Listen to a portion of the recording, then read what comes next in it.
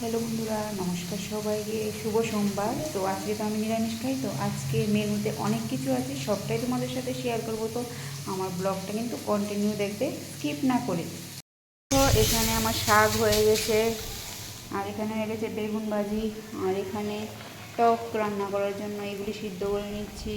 রান্নার জন্য দেখো এখানে সবজি নিয়ে রেখেছি, আর এখানে ফুলকপি, আলু আর সয়াবিনটা নিয়ে রেখেছি ঝোল রান্নার জন্য, সিদ্ধ করে রেখেছি। আর ভাত অলরেডি হয়ে গেছে। এখানে দেখো নিরামিষ গেট অলরেডি রেডি।